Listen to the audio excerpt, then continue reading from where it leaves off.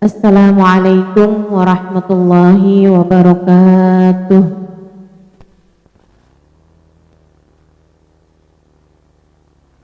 Alhamdulillah. Wassalatu wassalamu ala rasulillah ala alihi wa sahbihi wa man walah. Subhanaka la ilma lana illa ma 'allamtana. Innaka antal alimul hakim. Rabbi syrah li sadri wa yassir li amri wahlul 'uqdatan min lisani yafqahu qawli, amma ba'du.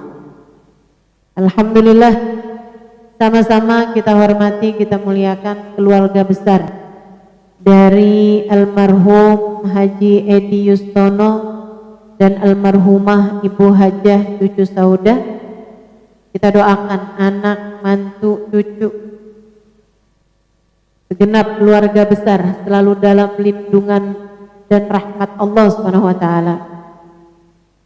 Panjangkan umurnya, disehatkan badannya, dimudahkan kehidupannya, kabulkan hajatnya, diberkahi apa yang mereka miliki, dibahagiakan hidup dunia akhiratnya.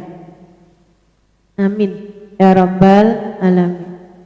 Para ustadzah yang hadir di majelis ini, bil khusus Ustadzah Budur Ma'bud, kita doakan semoga senantiasa dalam keberkahan, dilimpahi banyak rahmat, banyak syafaat ya Allah. Amin ya rabbal alamin.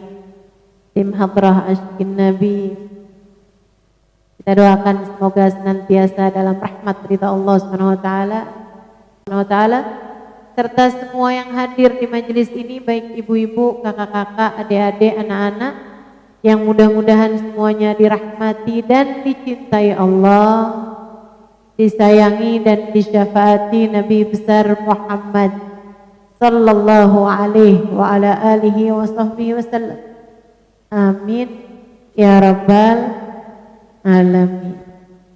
Manusia itu punya 3 orang tua karena manusia itu punya 3 bagian dari dirinya. Kamu disebut orang, disebut manusia karena punya 3 hal: badan, akal, hati. Kamu gak disebut orang kalau gak punya badan, namanya hantu. Kamu kalau nggak punya akal, ada tambahannya, bukan hanya disebut orang tapi tambah orang gila. Dan kamu kalau nggak punya hati, juga ada tambahannya, namanya orang jahat. Kan begitu?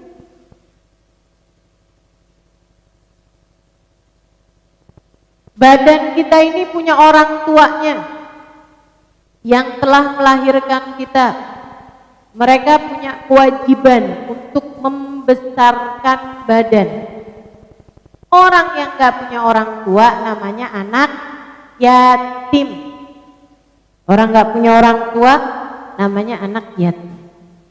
Dalam bahasa Arab gak ada perbedaan, mau itu yatim bapak, yatim ibu, namanya sama-sama anak yatim.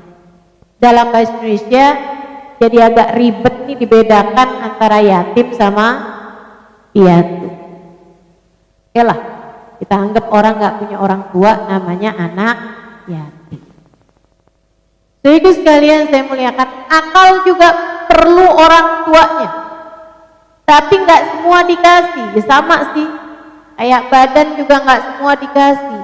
Ada banyak anak-anak yang gak punya orang tua, apalagi sekarang nih, karena peperangan gitu kan, banyak anak-anak di Palestina sana yang gak punya orang tua, yang kehilangan orang tuanya. Adik-adik saudariku sekalian yang saya muliakan, ibu semuanya, akal juga perlu orang tua, namanya guru. Orang gak punya guru itu sebenarnya keadaannya lebih melas daripada anak nggak punya orang tua. Sebab dia nggak ngerti mesti ngapain. Dia nggak paham apa yang harus dipercaya dan apa yang enggak. Bahkan mereka terkadang mempercayai hal-hal yang tidak sesuai dengan kenyataan. Ada dewa, ada dewa air, ada dewa cinta. Manusia tuh asalnya laki perempuan tuh satu tubuh kemudian terbelah jadi dua. Jadi dalam hidupnya dia setengah mati mencari soulmate, belahan jiwanya yang terpisah. Punya keyakinan-keyakinan yang tidak sesuai dengan fakta. Kenapa begitu? Karena akalnya sama Allah tidak dikaruniai orang tua, yang adalah guru. Makanya perlu, orang hidup tuh perlu punya guru. Dan ibu-ibu yang punya anak, ini dengarkan saya dengan baik.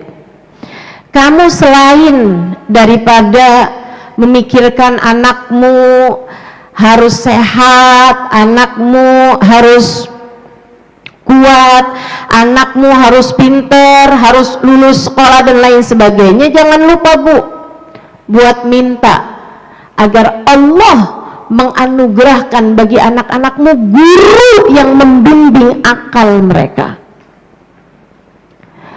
Karena laulal murabbi ma'araftu rabbi, andai tidak karena guru nih kita bener-bener nggak akan kenal sama Allah Subhanahu wa ta'ala. Andai nggak karena guru, kamu nggak kenal siapa Tuhanmu. Andai tidak karena guru, kamu nggak kenal siapa Nabi Muhammad sallallahu alaihi wasallam. Makanya kata Habib Ali Al-Jufri, ketika saya mendengar orang-orang yang mengatasnamakan Islam ngebom sana sini, ketika saya mendengar kabar orang-orang yang atas nama Islam bisa menembak seseorang, misalnya yang atas nama Islam menghalalkan darah orang lain, yang atas nama Islam mereka berbuat kekejian, kekejaman di mana-mana, saya bersyukur bahwa Allah menganugerahkan kepada saya guru yang bukan guru mereka. Kita menerima Islam bukan Islam yang begitu. Alhamdulillah. Ini yang Islam aja, kalau salah guru bisa kayak begitu, gimana yang nggak ketemu Islam sekalian? Betapa pentingnya keberadaan guru untuk bisa membimbing akal kita, biar kita nggak jadi anak yang yatim. Akal kita yatim, kesian, mengenaskan keadaannya orang-orang yang nggak punya guru dalam kehidupan. Kamu minta sama Allah, minta sama Allah. Jangan cuman asal minta duit. Kalau doa itu doa duit lagi. Malaikat udah siap dengerin nih, kayaknya bagus nih doanya nih. Doa lagi kiam nih, kayaknya bagus nih. Udah dikasih tahu nih sama gurunya nih, ustadzanya udah ngasih tahu nih hal-hal yang dibutuhkan dalam kehidupan, rahmat, ampunan, satrul uyub dan seterusnya. Yang diminta duit lagi. Ya Allah, pengen punya mobil kenapa? Ya Allah, pengen punya rumah kenapa? Sekalinya beda, ya Allah kasih jodoh kenapa? Saya udah bosan menjanda ya Allah lah.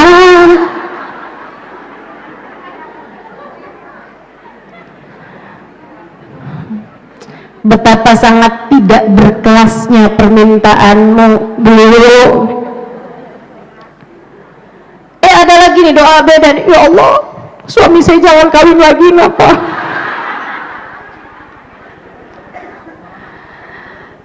Ada permintaan yang tidak berkelas.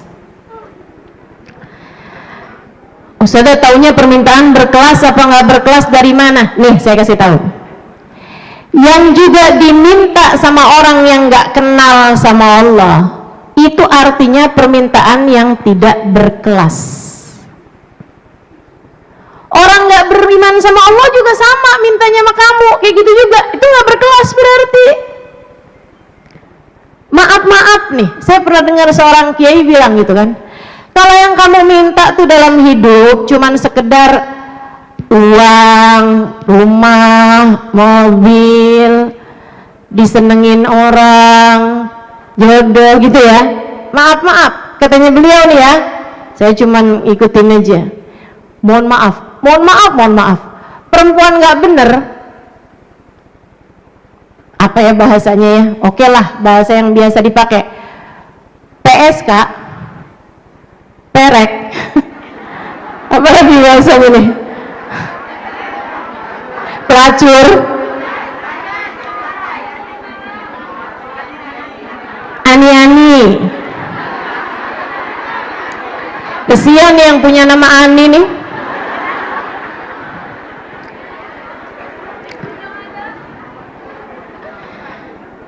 Meminta hal yang sama sama kamu, betul nggak? Mereka juga minta hal yang sama loh sama kamu. Kalau yang kamu minta hal-hal yang seperti itu juga gitu, iya Ustazah ya, kok iya ya, nggak berkelas permintaan saya. Atau kalau kamu mau gampang gini deh, hal-hal yang tidak kamu bawa mati, itu meminta tentang hal tersebut sesuatu yang tidak berkelas. Ngapain kamu sampai segala tahajud, puasa, Senin, Kemis, segala macam hal yang diminta barang yang kalau ternyata kamu mati nggak kamu bawa ya. Betapa sangat yatimnya akalmu, betapa sangat tidak terdidiknya akalmu jika sampai umur segini tuanya terus-terusan yang kamu minta barang-barang yang tidak kamu bawa mati. Ayo bismillah. Saudariku sekalian saya muliakan, akal kita perlu orang tuanya. Orang tua akal adalah guru. Maka cari guru yang benar. Minta sama Allah, Bu. Minta sama Allah. Minta guru dalam kehidupan. Kamu habis selesai sholat, minta guru. Selesai sholat duha, minta guru. Dalam kehidupanmu minta guru. Buat anak-anakmu, buat cucu-cucumu mintain, ya Allah, karuniakan kepada mereka seorang guru yang dapat membimbing kehidupan mereka, ya Allah. Biar mereka nggak salah-salah jalannya. Biar mereka jelas dalam urusan menempuh perjalanan menujumu, ya Allah. Guru yang dapat membimbing akal mereka. Badanmu perlu orang tua yang membesarkan badanmu itu. Ini yang sebelah kiri kenapa berisik dah? Ibu kalau berisik mengganggu yang lain-lain, dan terutama mengganggu saya.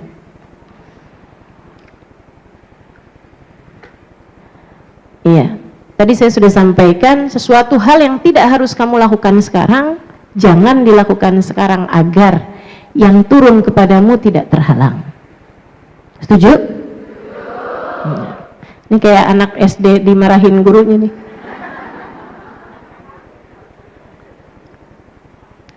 Baik, badanmu perlu orang tua, memastikan tubuhmu sehat, kan begitu? Akalmu perlu orang tua yang memastikan dia memiliki keyakinan sesuai dengan kenyataan. Itu tugasnya guru. Mendekatkanmu kepada Allah, akalmu nih berpikir sesuai dengan kenyataan. Mengenalkanmu kepada Allah, mengenalkanmu pada hakikatnya Rasulullah itu. Kemudian hatimu perlu guru, perlu orang tua. Hatimu perlu orang tuanya kalau tidak hatimu jadi yatim. Dan berapa banyak umat Islam hidup di atas muka bumi ini dengan membawa hati yang yatim. Adakah kamu salah satunya? Siapa orang tuanya hati kita? Tak lain tak bukan baginda kita Nabi besar Muhammad sallallahu alaihi wasallam, yang Allah bahkan mengatakan tentang istri beliau, wa azwajuhu ummahatuhum. Dan istri-istri Nabi Muhammad adalah ibu bagi orang yang beriman. Nabi Muhammad, Habib Ali Al-Habsyi dalam kitabnya Simtud Durar menyebutkan salah satu sifatnya baginda kita Nabi besar Muhammad, Al-Abul Akbar Al-Mahbubi laka wal mukhassasi bisyarafil afkhar fi kulli mawtinin min mawatinil qurbi wa madhar. Nabi kita Muhammad sallallahu alaihi wasallam Al-Abul Akbar, bapak yang terbesar, bapak bagi hati kita, sesuai dengan apa yang beliau sendiri sampaikan dalam salah satu hadisnya, ana kiblatu arwahikum, aku adalah kiblat bagi hati kalian, aku adalah kiblat bagi jiwa kalian, aku adalah kiblat bagi ruh kalian.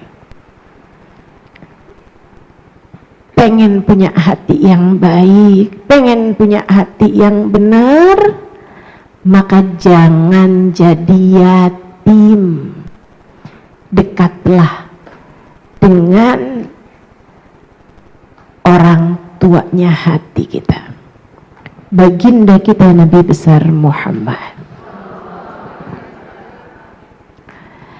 Saya merasa dalam hidup paling sulit, hal tersulit yang saya lakukan dalam hidup adalah menata hati. Susah setengah mati. Dan yang sebenarnya menjalani kehidupan ini, Bu, bukan badan kita. Badan cuma makmum dari pemimpin sesungguhnya, yaitu hati. Kita nih jalanin hari-hari, yang jalanin siapanya kita? Akal? Bukan. Tapi hati, bukan badan, bukan akal, akan tetapi hati. Betapa semua yang kita lakukan, kita nyarinya kan apa yang bikin nyaman hati kita, apa yang bikin enak hati kita, apa yang bikin bahagia hati kita. Karenanya nih hati mesti benar, mesti sesuai sama apa yang Allah Subhanahu wa taala inginkan. Dan Allah Subhanahu wa taala kasih tahu, hati itu kalau benar, orang menjalaninya, kata Allah, ala inna awliya Allah la khaufun alaihim wa la hum yahzanun. Ketahuilah, kekasih-kekasih Allah, hamba-hamba yang hatinya sudah seperti yang Allah Subhanahu wa taala inginkan, la khaufun alaihim, gak punya rasa takut, gak punya rasa khawatir, gak punya galau, gak punya ketakutan dalam dirinya. La khaufun alaihim, gak punya rasa takut. Para wali-walinya Allah Subhanahu wa taala, mereka gak takut miskin, mereka gak takut lapar, mereka gak takut pasangannya direbut orang, mereka gak takut, nggak takut banjir, nggak takut kebakaran, nggak takut apapun dalam hidup mereka. Paham pengendali hidup hanya satu, namanya Allah. La khaufun alaihim, nggak punya kekhawatiran. Walahum yahzanun, nggak pernah bersedih hati. Hilang duit nggak sedih, keluarga meninggal nggak sedih, ditinggal siapapun nggak sedih, difitnah orang, dijauhin orang nggak sedih, suami kawin lagi nggak sedih. Saya lagi cerita wali, saya lagi nggak ngomongin kamu, nggak pulang ngomongin diri saya. Saya lagi cerita tentang waliullah, la khaufun alaihim wa la hum yahzanun. Karena hati mereka sudah sesuai dengan apa yang Allah Subhanahu wa taala inginkan. Hati itu kalau benar kayak begitu. Hati kalau benar bahagia sebahagia-bahagianya, teman-teman. Kebahagiaannya manusia di atas muka bumi ini nggak ada apa-apanya. Sampai Sayyidah Rabi'ah Al-Adawiyah mengatakan, "Law wuzi'at farahi ala ahli dunya lakafathum." Andai saja kebahagiaan yang Allah berikan pada sehelai rambutku dibagikan kepada orang sedunia, ini saya akan membuat mereka tertawa tergelak-gelak. Andai kebahagiaan yang Allah bagikan pada sehelai rambutku dibagikan kepada ahli dunia, mereka pasti akan bahagia semuanya, katanya. Para wali-walinya Allah dikaruniai kebahagiaan yang luar biasa dalam hati mereka. Dalam hati mereka. Kenapa bisa begitu? Hatinya sudah menjadi seperti yang Allah Subhanahu wa taala inginkan. Gak ada ceritanya sumpek hidup mereka. Gak ada ceritanya takut setengah mati hidup mereka. Gak ada. Apalagi yang namanya anak-anak zaman sekarang nih, depresi, stres, segala penyakit-penyakit hati nih ya. Dikit-dikit kena mental, dikit-dikit mental illness, dikit-dikit macem-macem, bipolar, skizofrenia. Waduh, udah dah. Banyak bener penyakit hatinya. Kenapa? Hatinya jauh dari orang tuanya. Gak ada sebab lain. Hatinya jauh dari orang tua. Siapa orang tuanya hati?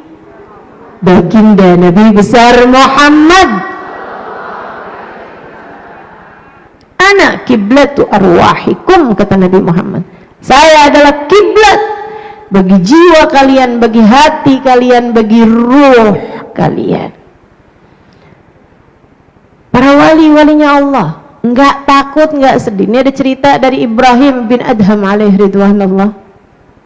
Satu hari beliau lagi perjalanan menuju haji. Ada satu malam mereka menginap atau bermalam di sebuah hutan sama temennya nih berduaan. Mereka udah rapi-rapiin yang mau dibuat tidur, kayak kain gitu, selimut taruh di bawah, udah rapi-rapi dibersih-bersihin, mau tidur. Tahu-taunya suara, wih, macan. Temennya langsung naik ke atas pohon, tinggi banget di atas pohon, takutan. Ibrahim bin Adham tenang aja, baringan sambil senyum. Temennya liatin, waduh mati nih Ibrahim nih, mati nih Ibrahim. Abis ini saya cuma tinggal cerita aja sama orang-orang nih. Ibrahim bin Adhamnya mati dimakan harimau. Nggak lama Adham mukanya tuh dari atas tempat temennya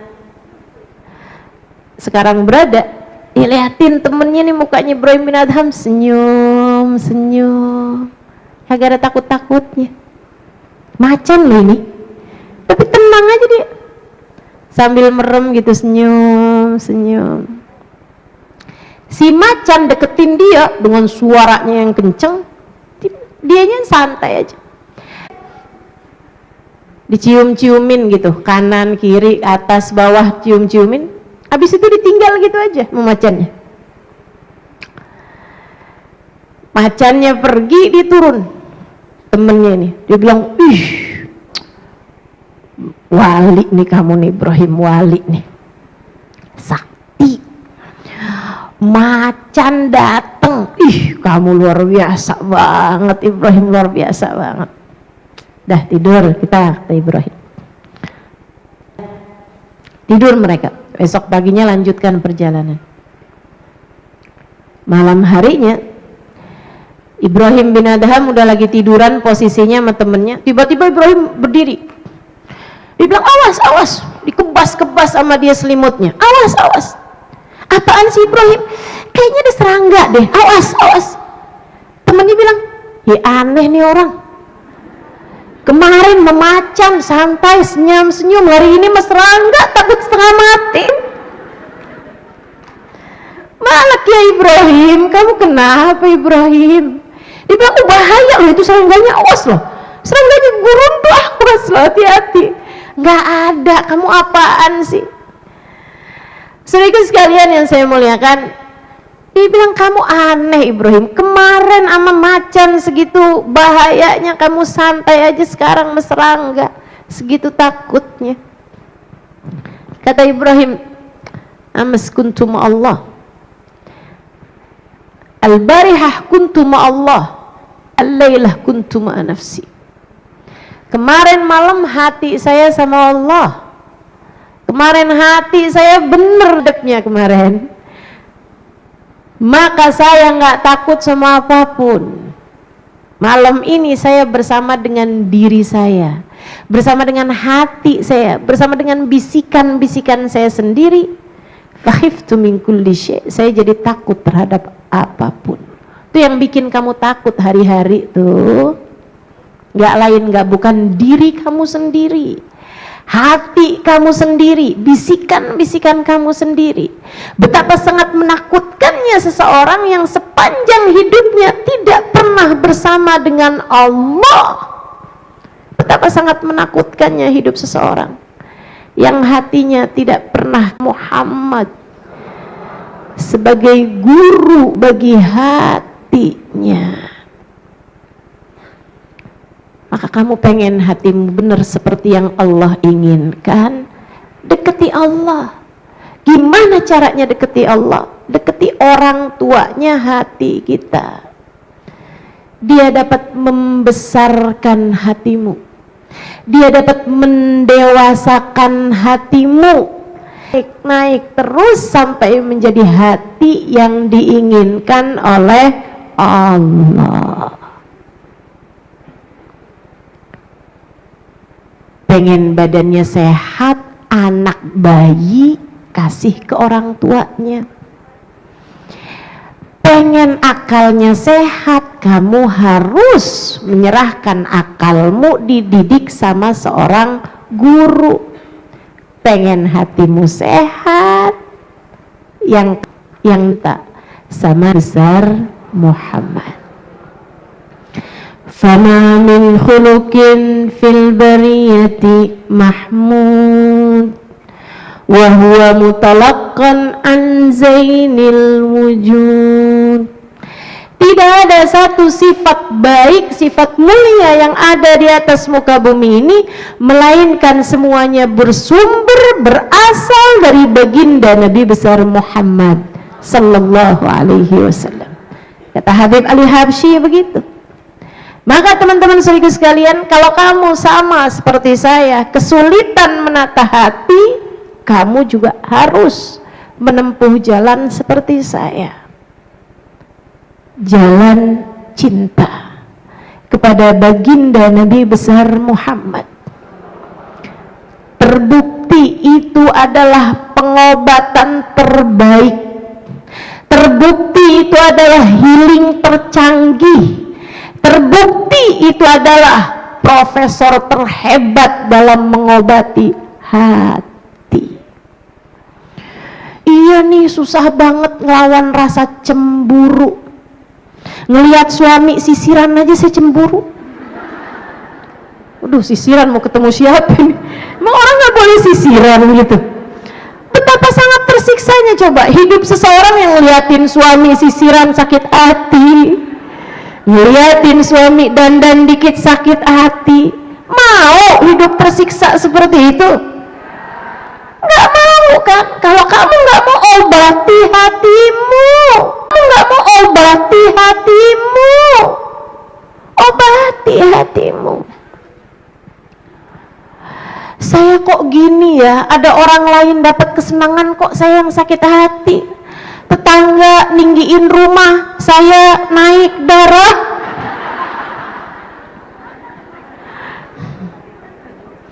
Tetangga tetangga beli mobil, saya yang dianterin ambulan.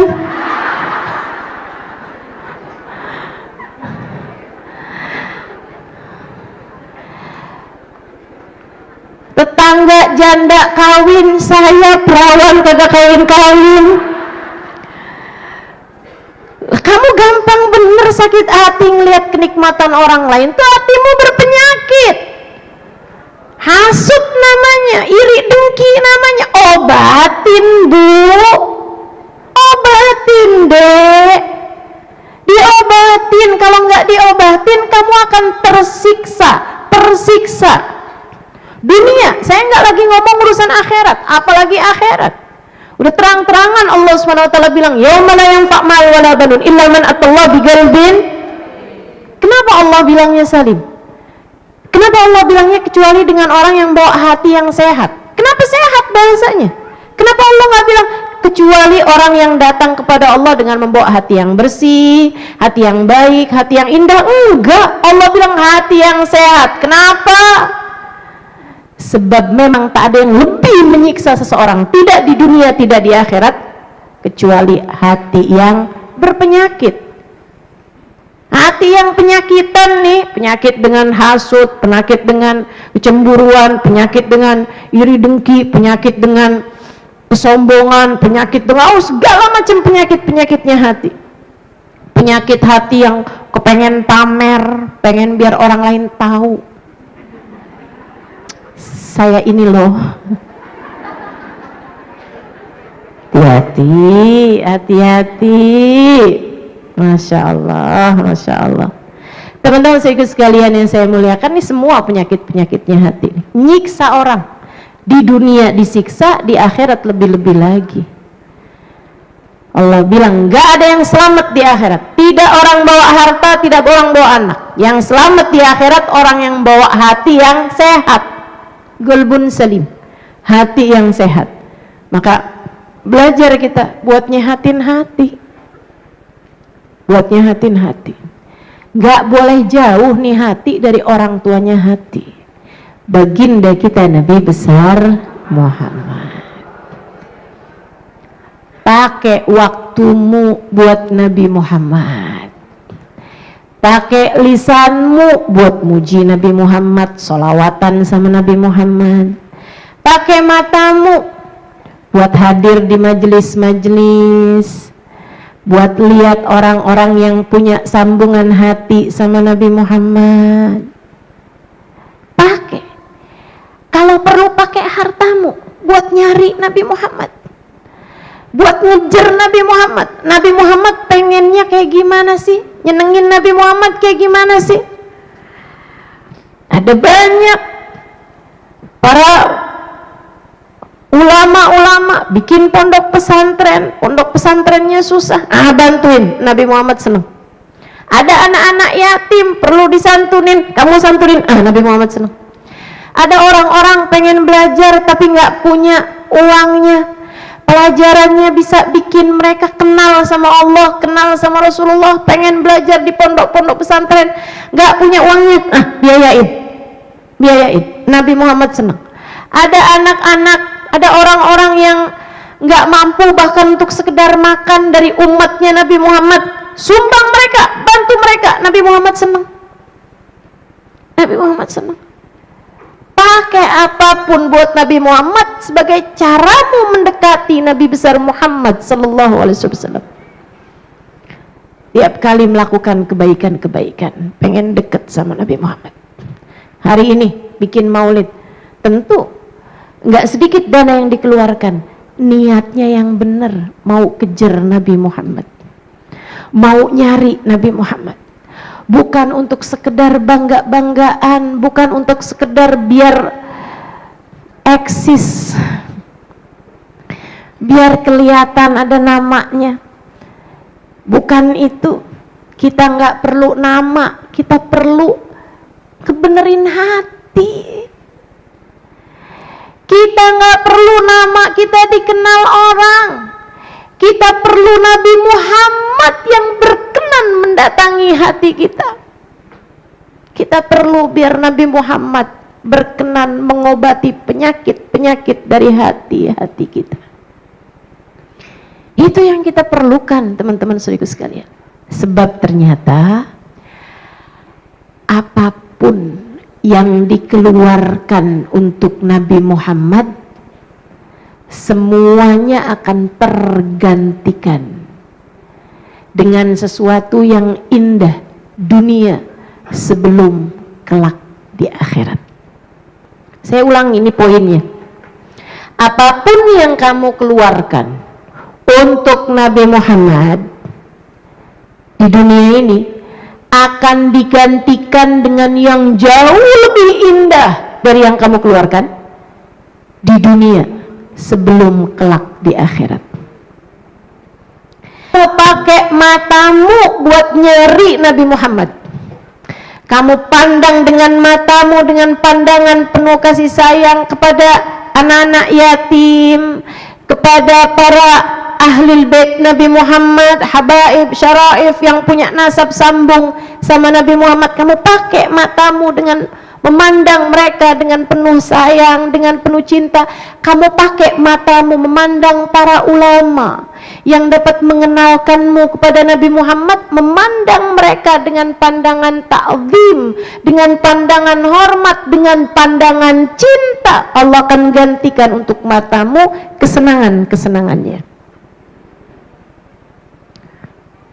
Allah akan gantikan untuk matamu kesenangan-kesenangannya.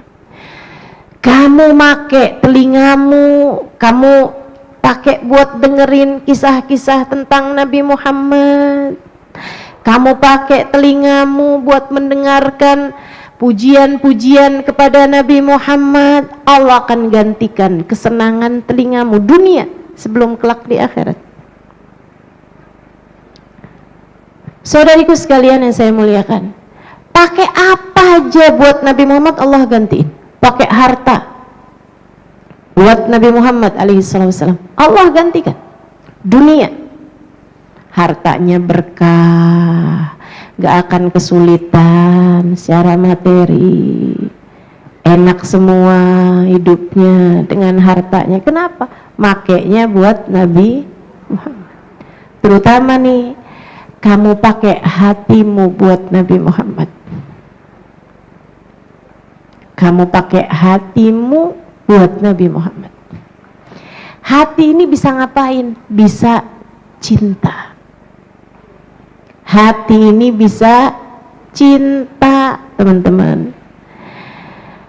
Hati bisa cinta, hati bisa benci, hati bisa rindu, hati bisa takut, hati bisa pengen. Semua nih pekerjaan-pekerjaannya hati.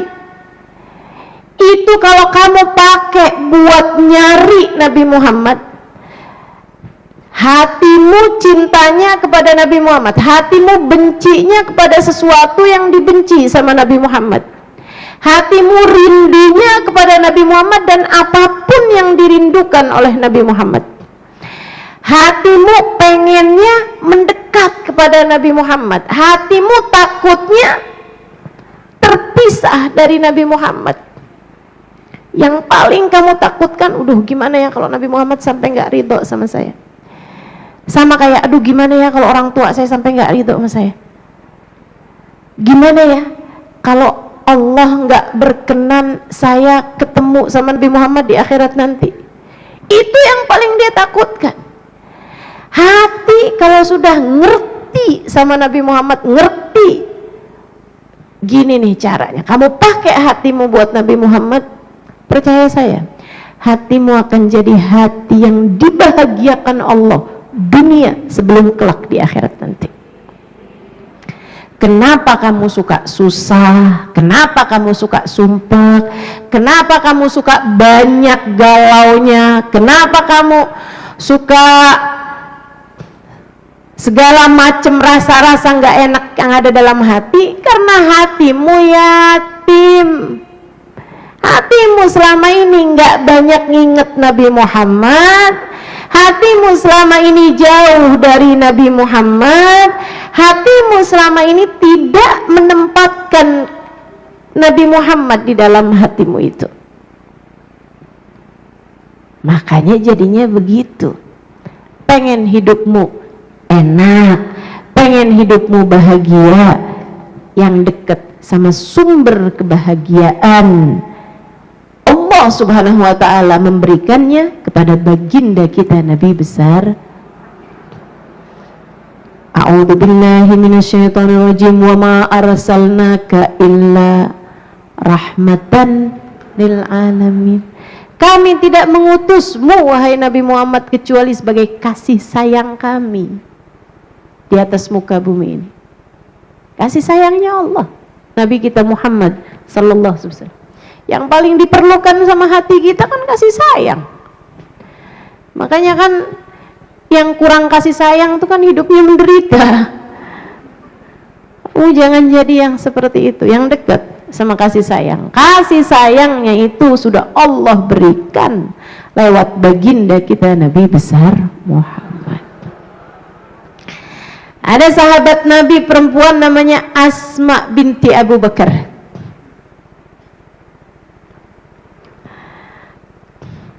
Asma itu umurnya panjang, meninggalnya di usia lebih dari 100 tahun di masa kepemimpinan Malik bin Marwan, kalau saya nggak salah ingat. Asma ini, teman-teman saudaraku sekalian, kakaknya Sayyidah Aisyah. Sayyidah Aisyah udah meninggal lebih dulu daripada Asma. Asma itu pernah dalam hidupnya memberi sesuatu langsung kepada baginda Nabi besar Muhammad alaihissalam. Dan di sisa hidupnya akalnya itu selalu aja dipakai buat nginget-nginget Nabi Muhammad.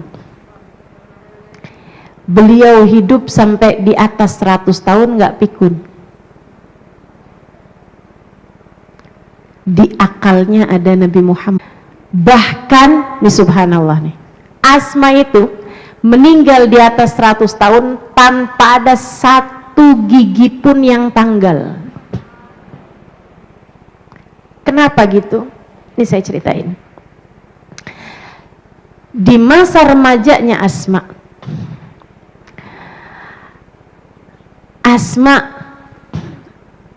ingat malam hari itu terjadi kehebohan di rumahnya ketika ada orang-orang kafir Quraisy merencanakan pembunuhan buat Nabi Muhammad. Sementara Nabi Muhammadnya keluar dari rumah sesudah menggantikan tidur di atas pembaringannya Ali bin Abi Thalib. Beliau sendiri datang ke rumah Asma, ke rumah orang tuanya Asma yang adalah Sayyidina Abu Bakr Siddiq dan ibunya Ummu Rumman. Datang kala itu, malam hari itu, kemudian Nabi Muhammad merencanakan berangkat hijrah ke kota Madinah dengan sebelumnya mereka akan bersembunyi di dalam gua Hur selama 3 hari. Udah semuanya direncanakan. Dan Asma ingat, ayahnya kemudian memberikan tugas yang sangat berat kepada Asma selain juga kepada Abdullah dan Abdurrahman, anak-anaknya yang lain, anak yang laki-laki. Anak yang laki-lakinya ada yang ditugasin buat gembalain kambing, sama ada yang ditugasin jadi mata-mata menyampaikan kabar berita, tiap bawain makanan. Ada satu hari Asma bawain makanan, ngendap, takut ketahuan kan sama orang kafir Quraisy, deg-degan setengah mati. Ini kalau ketahuan taruhannya nyawa, teman-teman. Anak remaja nih, usia belasan tahun kala itu, mungkin 12 tahun, mungkin 13 tahun, saya nggak pasti. Namun yang pasti sangat muda usianya kala itu. Dia berangkat mengendap-endap bawain makanan, tapi susah banget. Asma kayak hampir numpahin mulu gitu makanannya, karena dia bawa makanan nih nggak pakai diikat.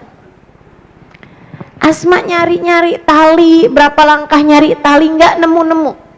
Akhirnya dia inget sama sabuk yang sedang dia pakai. Zaman itu sabuknya terdiri dari kain. Jadi Asma pun ambil tuh sabuk, dah nggak sabukan nggak apa-apa deh. Asma, tapi ini dua tempatnya nih mesti dibawa dua-duanya nih pakai tali gitu. Sementara sabuknya hanya satu. Asma pun kemudian membelah sabuknya tersebut dengan giginya. Dia pakai, dia gerigitin sampai akhirnya bisa terbelah. Dia pun belah tuh sabuk jadi dua. Dia ikat makanan yang satu pakai sabuk yang satu, dia ikat lagi pakai yang satunya lagi. Dia pun berangkat jalan sampai masuk ke guanya Nabi Muhammad. Masya Allah, Asma senang banget, alhamdulillah berhasil nih bawain makanan buat dua orang paling tercinta di sisinya. Yang satu orang tua badannya dan juga orang tua akalnya, ayahandanya Sayyidina Abu Bakar Siddiq, guru dalam kehidupan beliau. Yang satu lagi adalah orang tua bagi akal dan hatinya, baginda Nabi besar Muhammad sallallahu alaihi wasallam. Dua orang paling tercinta dalam hidupnya. Asma suguhin makanannya, Nabi Muhammad lihatin aja. Apa tuh Asma yang kamu pakai buat ngikat makanan itu? Sabuk Rasul. Nah, jadi kayak begitu sabuknya. Iya Rasul. Pas di jalan tadi nih, susah bawa makanannya, saya baru ini gitu, baru rasain gitu. Jadinya nyari tali nggak nemu, ya udah aja lah Rasul. Sabuknya saya pakai buat ngikat makanan. Tapi kok jadi rusak begitu? Saya belah Rasul. Pakai gigi saya kan perlunya dua, sabuknya cuma satu. Jadi saya gerigitin Rasul, ya saya belah tuh. Jadi kayak begitu rusak. Nabi Muhammad bilang, ya Allah, gantikanlah untuk Asma dua buah sabuk di surga.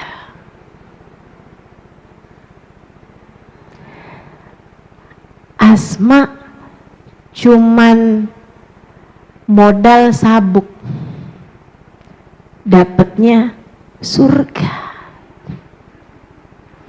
Kan nggak mungkin Asma nggak masuk surga kalau udah ditungguin nama dua sabuk. Membuatmu seharusnya berpikir, sebab ini juga telah membuat saya berpikir, kira-kira apa yang menunggu saya di surga? Atau malah jangan-jangan saya sudah ditunggu sama dosa-dosa di dalam neraka?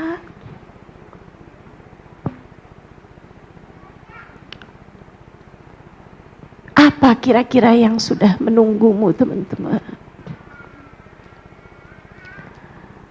Dosa-dosakah yang dapat membuatmu terjerumus saat kamu melewati neraka?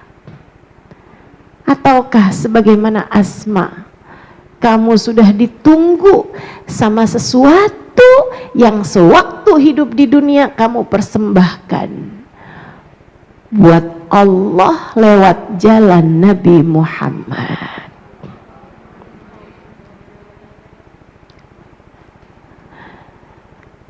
Allah bukan hanya gantiin buat Asma sabuk, tapi dari sejak di dunia Allah jadikan giginya Asma nggak ada yang tanggal,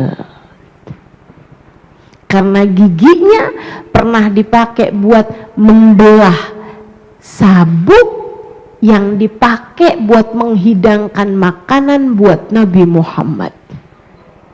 Kebayang tuh, coba bayang nggak? Cuman dipakai buat segitu loh. Berapa menit? Nggak nyampe semenit barangkali saat dia gerigitin sabuknya itu. Tapi Allah kasih gantinya panjang, teman-teman, seumur hidup. Makanya tiap kali kamu hadir majelis, kamu niatin jadi tabungan. Jadi tabungan waktu. Kamu kasih waktu kamu buat ngejar Nabi Muhammad. Makanya saudariku sekalian yang saya muliakan, kalau hadir majelis niatmu mesti yang benar. Jangan biar orang tahu kalau saya solehah. Lah, biar suami itu ngerti menghargai saya. Saya ini loh ahli majelis, ahli ibadah.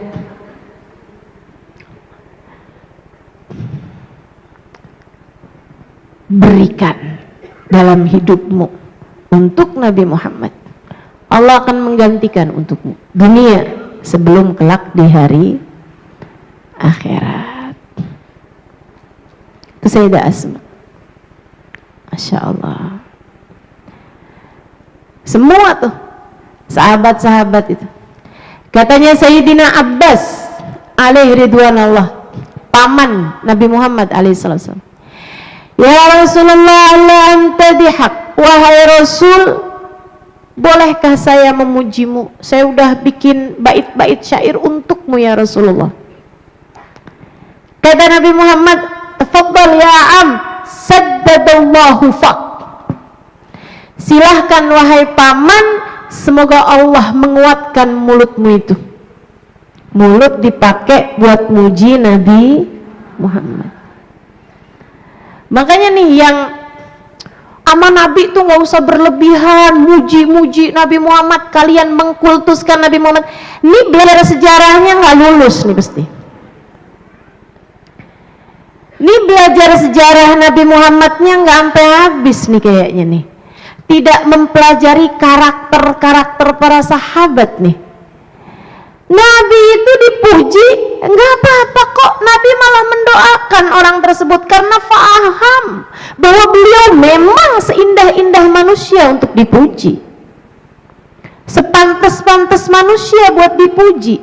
Saudariku sekalian yang saya muliakan, orang hidup emang pasti muji orang.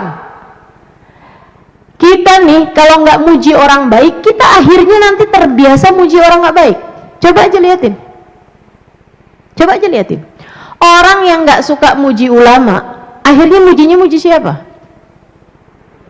Pasti muji-muji orang-orang yang nggak benar. Makanya kita emang dalam hidup pasti akan memuji seseorang. Daripada muji orang nggak jelas, lebih baik muji orang yang udah pasti aja. Jangan sampai nih, ini lagi deket pemilu nih, wah mau muji salah satu capres, memuji sampai habis-habisan. Nanti itu datang pemilihan berikutnya lagi, muji yang lain lagi. Akhirnya kamu kecewa dari capres yang itu, akhirnya kamu kecewa dari yang ini. Aduh. Gak jelas. Yang udah pasti aja, kalau kamu mau kampanye, kampanyekan Nabi Muhammad. Itu nggak ada masanya, terus aja. Kan begitu, teman-teman saya sekalian. Jadi nggak boleh nih Ustazah memuji orang berlebihan. Ya kalau yang dipuji itu tidak apa ya? Tidak pasti. Lebih baik kita memuji yang pasti-pasti saja. Baginda kita Nabi besar Muhammad. Nah kita biasain. Kata Nabi Muhammad, saddadallahu faq. Allah akan menguatkan mulutmu wahai paman. Subhanallah. Sayyidina Abbas kemudian muji Nabi Muhammad. Katanya Sayyidina Abbas, saya sepanjang hidup di dunia nih sejak muji Nabi Muhammad, Nabi Muhammad doain saddadallahu faq, nggak pernah sakit gigi, nggak pernah sariawan, nggak pernah gigiku tanggal, sampai sewafatnya Sayyidina Abbas giginya penuh semuanya. Itu saya bayangin nih para sahabat nih pasti orang-orang dengan gigi-gigi yang kuat-kuat nih, generasi dengan gigi yang paling kuat-kuat. Kenapa gitu? Nah kerjaannya muji Nabi Muhammad, gitu kan? Kita juga ngerti kenapa kita sering sariawan. Kita juga ngerti kenapa kita sering sakit gigi, ya kan? Dosanya banyak, muji Nabi Muhammadnya kurang. Itu sebabnya teman-teman. Masya Allah, Masya Allah.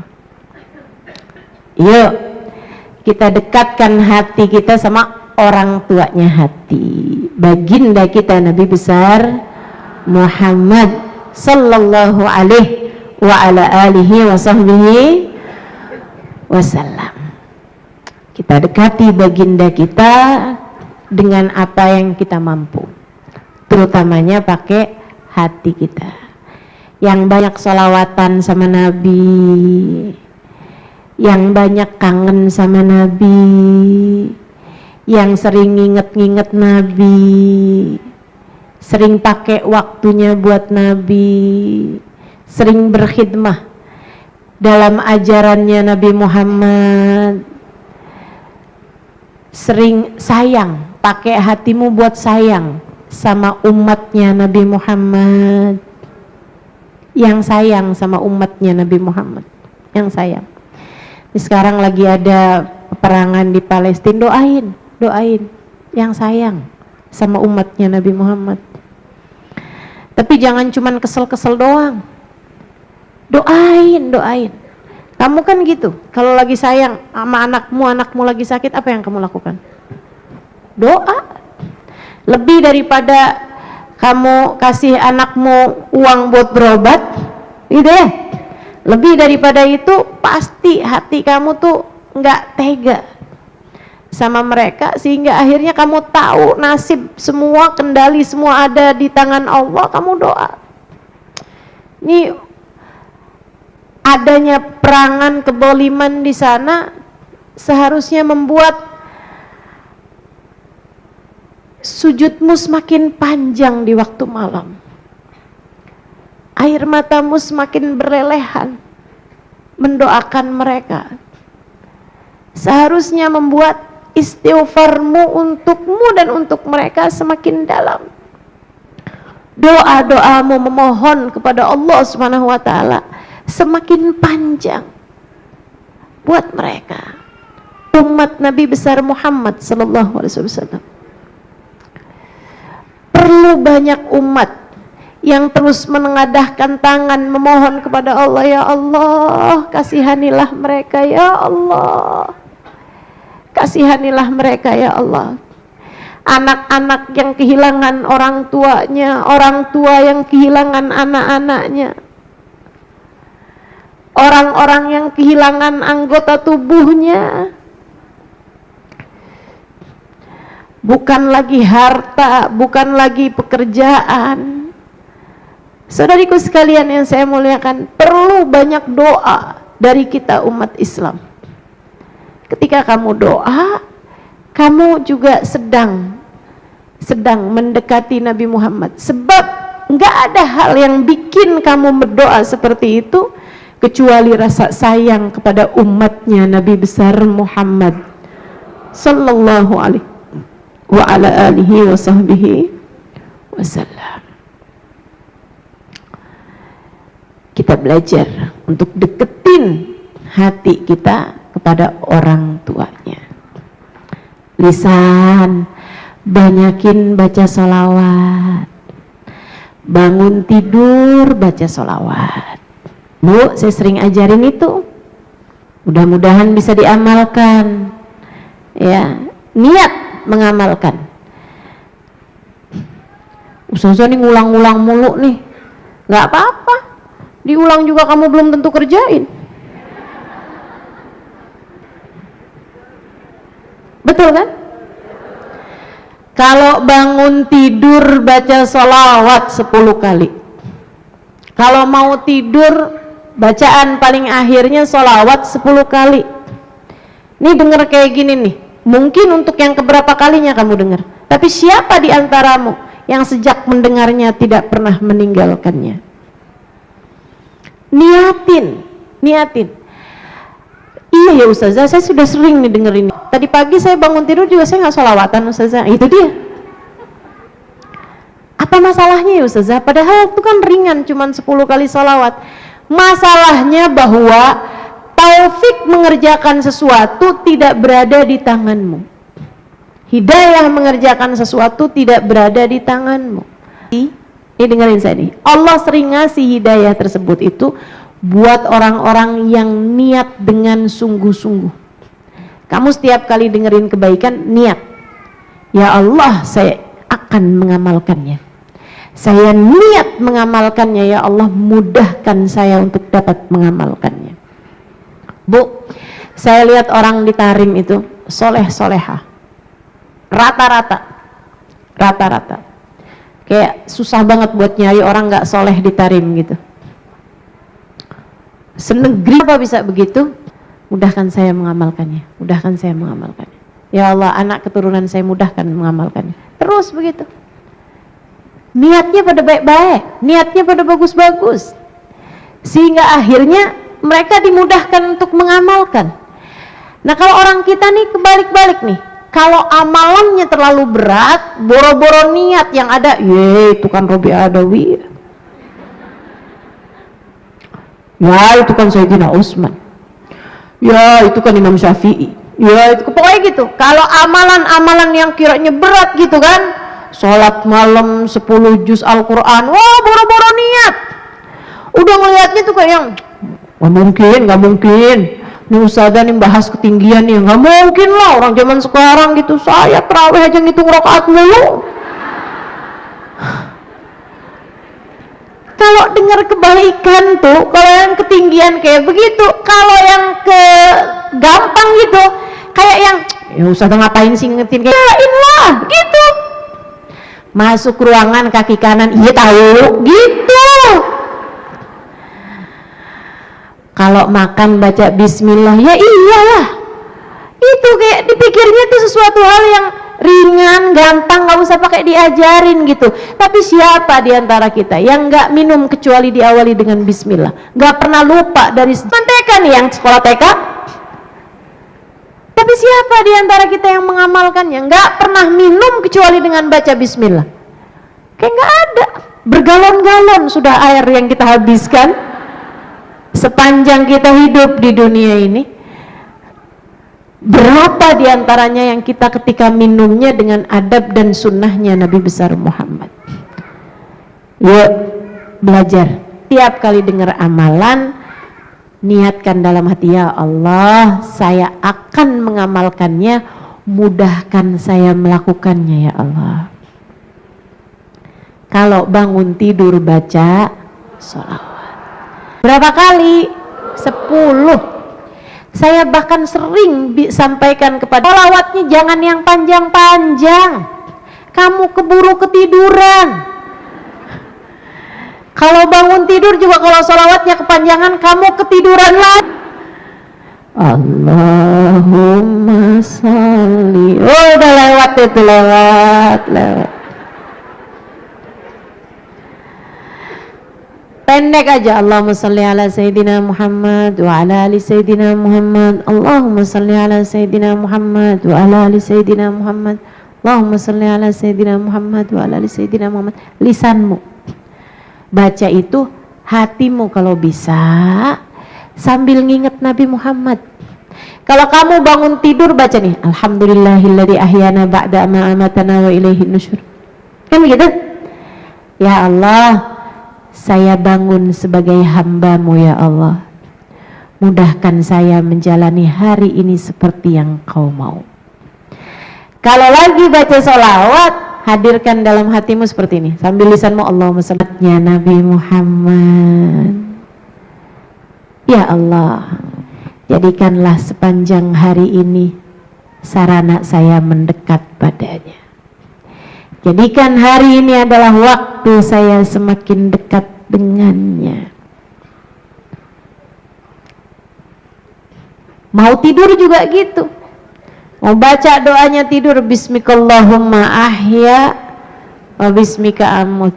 Soalnya kalau saya perdengarkan padamu doa tidur yang diajarin Nabi, Allahumma in amsakta nafsi warhamha wa in arsaltaha, Allahumma ayqidni fi ahabbi sa'ati ilaik wa qarribni bi'amal alladhi yuqarribuna ilaik. Panjang tuh kan? Bismikallahumma ahya. Sambil baca begitu kamu bilang, ya Allah, saya tidur sebagai hamba-Mu ya Allah.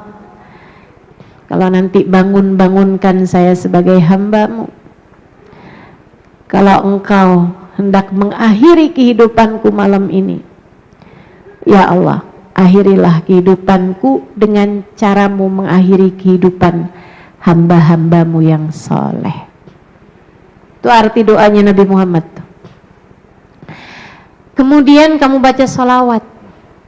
Ya Allah, saya tidur sebagai umat Nabi Muhammad. Jangan jauh-jauhkan saya darinya. Kalau saya besok bangun, ya Allah, bangunkan saya sebagai umat Nabi Muhammad. Dekatkan saya kepada apapun yang mendekatkan saya kepada Nabi Muhammad. Indah hidupmu kalau kayak begitu. Hatimu tuh jadi hati yang gak lagi yatim. Hati yang yatim tuh gak pernah cukup sama kasih sayang dari siapapun, teman-teman. Kesian kalau dia bisa keluar negeri, ternyata di luar negeri juga sama sumpeknya hatinya. Dia nyangka kalau dia pergi ke gunung dia akan bahagia, ternyata nyampe di gunung juga ngos-ngosan, kecapean, enggak juga bahagia. Dia pikir kalau dia lihat lautan dia akan bahagia, ternyata dia udah pergi ke lautan sekalipun hatinya enggak bahagia juga. Di mana sebenarnya nyari bahagia nih? Dia pikir kalau dia saldonya banyak di rekening dia akan bahagia. Setengah mati dia ngejer tuh biar saldonya banyak. Pas saldonya banyak dia juga sama rapuhnya hatinya, sama kecewanya hatinya, sama gak senengnya hatinya. Dia pikir kalau dia naik jabatan dia akan bahagia, ternyata ketika jabatannya udah naik hatinya sama-sama juga. Sebab bukan di sana hatimu menjadi dewasa, bukan di sana hatimu menjadi naik kelas, bukan di sana hatimu menjadi mulia. Hatimu mulia ketika ia dekat sama orang tuanya. Hatimu naik kelas ketika terus dididik, berada dalam didikan orang tuanya. Hatimu akan bahagia ketika ia menjadi dekat dengan orang tuanya. Sama kayak anak kecil tuh. Anak kecil itu teman-teman saudariku sekalian, mereka memang perlu makan, mereka memang perlu tempat tidur yang nyaman, mereka memang perlu pakaian yang nyaman, tapi lebih daripada semuanya mereka perlu kasih sayang orang tuanya. Betul? Saudariku sekalian yang saya muliakan, paling kesian sama anak baju bagus karena dia nggak punya rumah bagus, atau karena nggak ada pelukan yang memeluk dia di saat nangis. Menurutmu mana yang paling ngesianin dari anak yatim? Nggak ada pelukan, nggak dapat pelukan. Sama halnya dengan hatimu kalau jauh dari Nabi besar Muhammad sallallahu alaihi wasallam. Tak ada yang mendekat hatimu, Kak. Tak ada yang merengkuh jiwamu, Dek. Kamu akan selalu kurang dari kasih sayang siapapun terhadap hatimu ketika kamu hatinya tidak dekat dengan Nabi Muhammad. Sebab beliau adalah orang tua hati kita. Jangan biarkan hatimu yatim. Jangan biarkan hatimu tersiksa. Jangan biarkan hatimu menderita. Dekati sajalah Nabi Muhammad sallallahu alaihi wasallam. Saya menyampaikan ini dengan sepenuh cinta. Saya menyampaikan ini karena saya sayang sama kamu. Kamu pengen hatimu bahagia, hidupmu senang, yang dekat sama Nabi Muhammad. Deketin Nabi Muhammad. Hari-hari kamu tuh biarin ingat sama Nabi Muhammad. Nganggur-nganggur dengerin kajian tentang Nabi Muhammad. Sholawatan sama Nabi Muhammad. Ngerjain apapun yang kamu tahu nih, Nabi Muhammad seneng nih kalau saya ngerjain ini. Terus begitu. Cari tahu sunnah-sunnahnya Nabi Muhammad. Cari tahu, pelajarin lagi sunnahnya Nabi Muhammad kalau makan kayak gimana, sunnahnya Nabi Muhammad kalau tidur kayak gimana, sunnahnya Nabi Muhammad kalau duduk kayak gimana, sunnahnya Nabi Muhammad kalau bicara kayak gimana, sunnahnya Nabi Muhammad jadi pasangan, jadi suami gimana Nabi Muhammad terhadap istrinya, Nabi Muhammad jadi orang tua gimana Nabi Muhammad terhadap anak-anaknya, buat kita praktekkan dalam kehidupan hingga kita tak lagi menjadi yatim, agar hati kita bahagia, agar hati kita bahagia di dunia sebelum Allah akan membahagiakan kita di akhirat nanti. Kebahagiaan di akhirat paling bahagia adalah di saat kamu dapat berjumpa dengan Allah Subhanahu wa taala surga nanti, dan yang sebelumnya adalah di saat kamu dapat berjumpa dengan baginda Nabi besar Muhammad sallallahu alaihi wasallam. Sebagaimana kita membaca salawat tibbil qulub 8 kali. Mau? Ini biar hati kita pada sehat. Biar Nabi Muhammad berkenan jadi dokter buat hati-hati kita. Ludna bika ya habibu antalil qalbi ya tabibu. Kami datang kepadamu wahai Nabi Muhammad sebab engkau adalah dokter kami. Antalil qalbi ya tabibu. Ludna bika ya habibu, kami datang kepadamu wahai kekasih hati. Antalil qalbi ya tabibu, engkau untuk hati kami adalah seorang dokter. Nah nih ya, kita mau baca salawat tibbil qulub. Allahumma shalli ala sayyidina Muhammadin tibbil qulubi wa dawaiha wa afiyatil abdani wa shifaiha wa nuril absari wa diyaiha wa ala alihi wa sahbihi wa sallim. Yang punya air silahkan dibuka airnya. Saya rasa semuanya masih punya air ya tadi ya. Nah nih dibuka semua air-airnya. Kita mau minta Allah Subhanahu wa ta'ala mengobati hati-hati kita. Kita mau minta kepada Allah Subhanahu wa ta'ala dengan berkatnya Nabi besar Muhammad, biar hati kita semuanya pada sehat dari segala macam penyakit-penyakitnya, penyakit hasud, penyakit iri dengki, penyakit kesombongan, penyakit kecemburuan, penyakit cinta dunia, semua jenis penyakit nih, penyakit kekikiran, penyakit pelit ya. Kita meminta sama Allah Subhanahu wa ta'ala biar semua penyakit-penyakit dalam hati kita ini disembuhkan oleh Allah Subhanahu wa ta'ala. Penyakit kecemburuan, penyakit cinta kepada yang tidak semestinya dicintai, penyakit benci kepada yang tidak semestinya dibenci. Kita minta Allah Subhanahu wa ta'ala menggugurkannya dari dalam hati kita berkatnya baginda kita Nabi besar Muhammad sallallahu alaihi wasallam. Lebih daripada semuanya kita minta kepada Allah Subhanahu wa ta'ala agar meletakkan Nabi Muhammad di dalam hati kita, biar hati kita pada sehat terus, biar hati kita pada bahagia terus, biar hati kita senantiasa dalam pandangan kasih sayang Allah Subhanahu wa ta'ala dunia hingga kelak di hari akhirat nanti insyaallah. Kita minta pada Allah Subhanahu wa ta'ala agar Allah juga menyehatkan yang sedang sakit di antara kita, memudahkan yang sedang sulit di antara kita.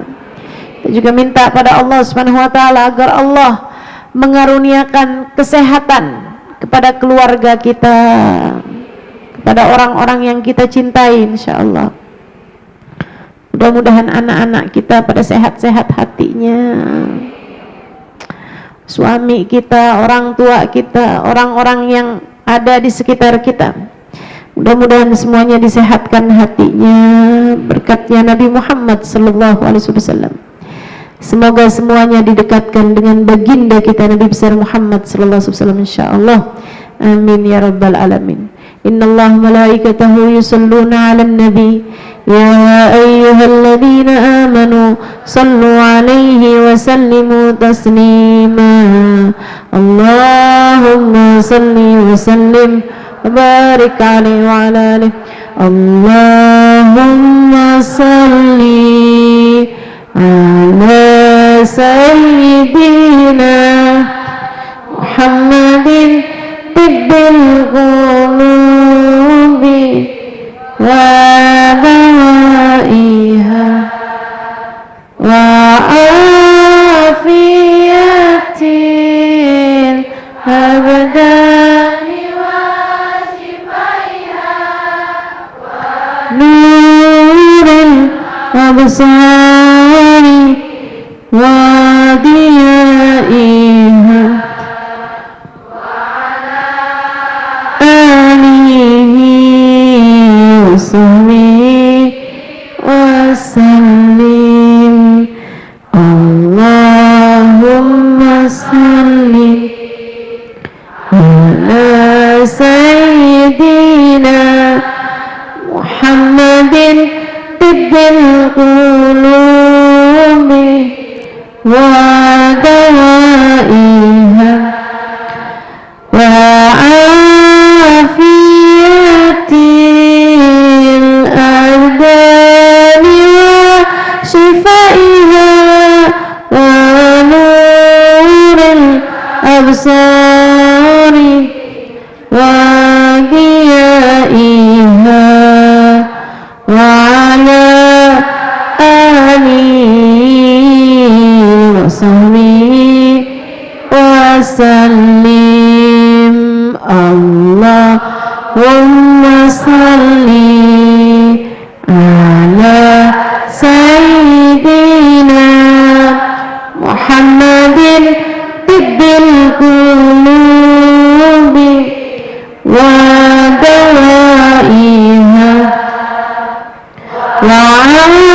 وعافية الأبدان وشفائها ونور الأبصار وضيائها وعلى آله وصحبه وسلم.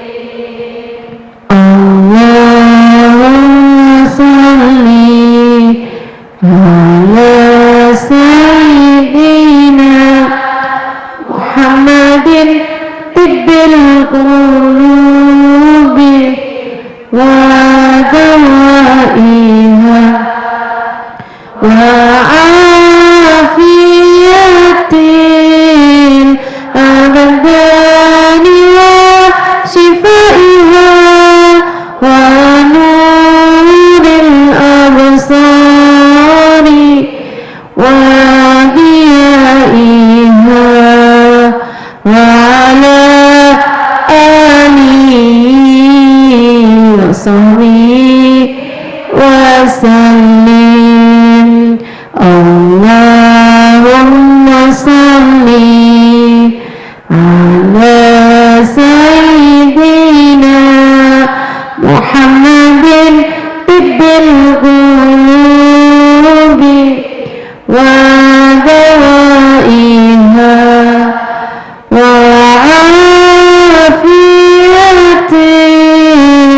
الأبدان وشفائها ونور الأبصار وضيائها وعلى آله وصحبه وسلم. اللهم صل على سيدنا محمد طب القلوب ودوائها وعافية الأبدان وشفائها ونور الأبصار وضيائها وعلى آله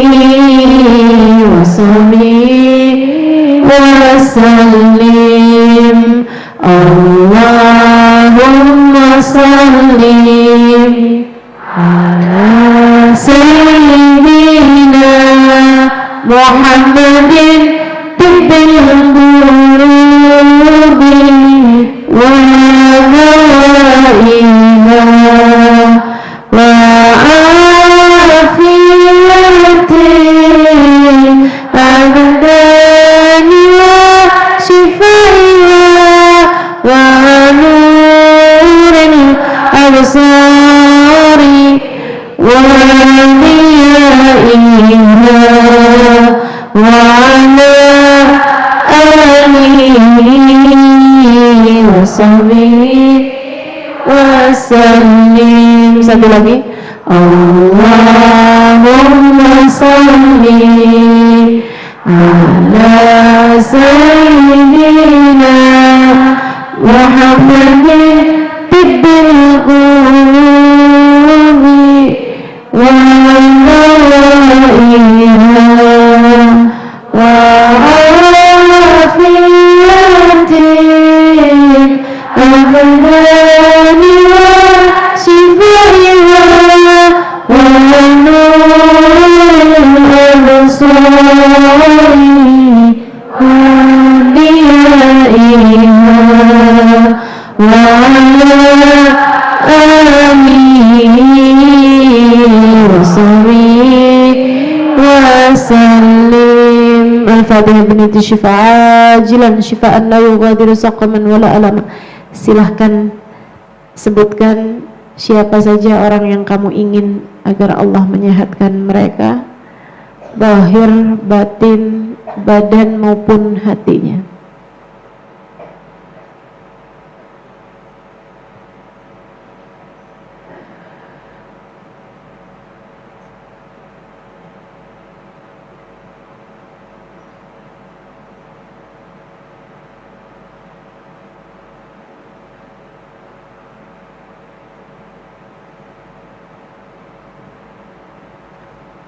Allahumma shfi mardana wa afi mubtalana. Ya Allah, sembuhkanlah semua yang sedang sakit di antara kami. Ya Allah, berikanlah kemudahan bagi yang sedang kesulitan di antara kami. Ya Allah, hiburlah hati yang sedang dilanda kesedihan di antara kami. Ya Allah, dengan berkatnya baginda kami Nabi besar Muhammad sallallahu alaihi wa ala alihi wa sahbihi wasallam. Ya Allah, ya Allah, ya Allah, angkatlah, sembuhkanlah semua penyakit-penyakit hati kami. Ya Allah, jauhkan kami dari sifat-sifat yang tercela, jauhkan kami dari penyakit-penyakit hati, jauhkan dari dalam hati kami. Ya Allah, sifat hasud, sifat sombong, sifat iri dengki. Jauhkan dari dalam hati kami. Ya Allah, kebencian kepada yang tidak semestinya kami benci. Jauhkan dari dalam hati kami. Ya Allah, rasa cinta yang berlebihan terhadap dunia.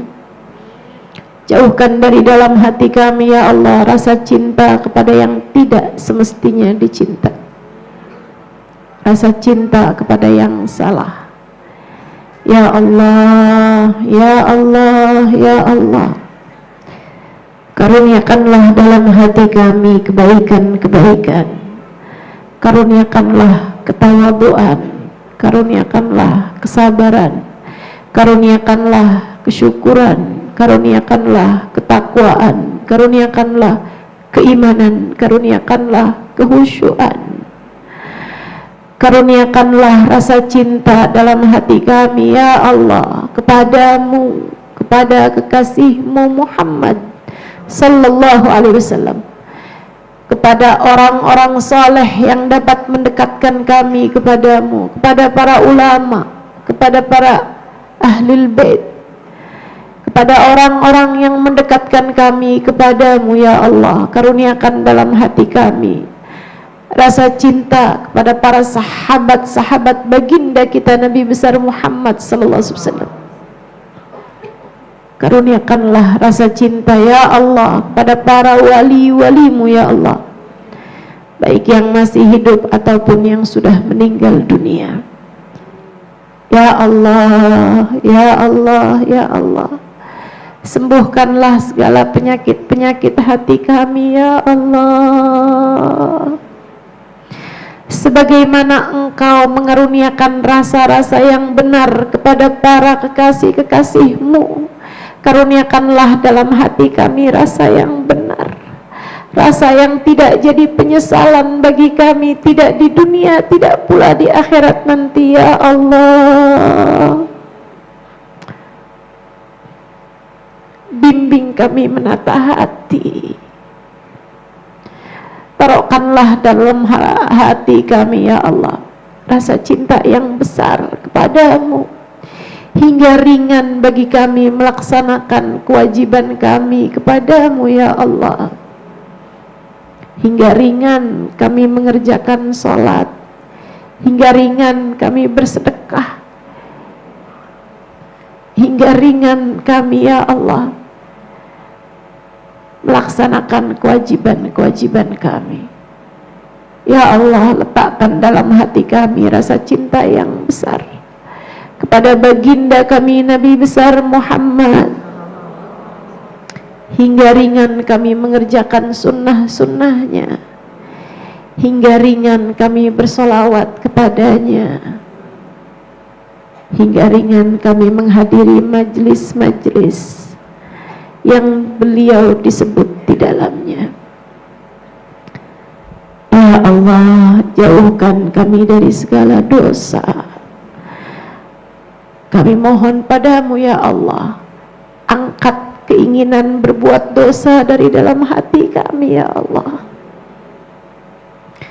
Kami mohon padamu ya Allah, angkat keinginan berbuat dosa dari dalam hati kami ya Allah.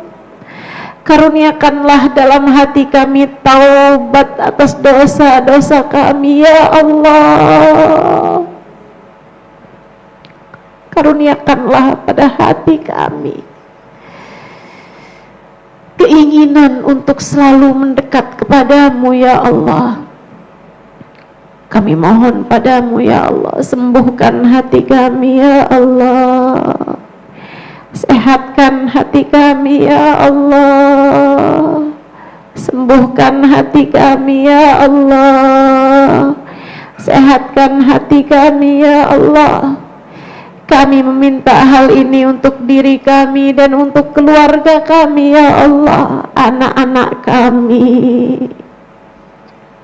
suami kami, orang tua kami.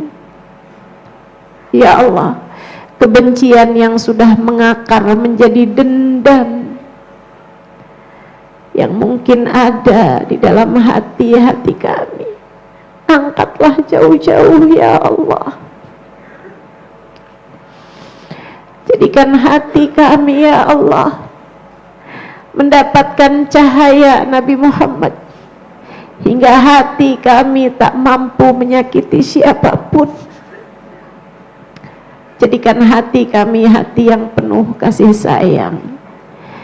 Jadikan hati kami hati yang penuh pemaafan. Allahumma ya Allah, ya Allah, ya Allah, ringankanlah hidup kami ya Allah dengan kebahagiaan dalam hati kami ya Allah. Ringankanlah pula saatnya sakaratul maut kami ya Allah. Ringankanlah pula saat kami berada dalam alam kubur kami ya Allah.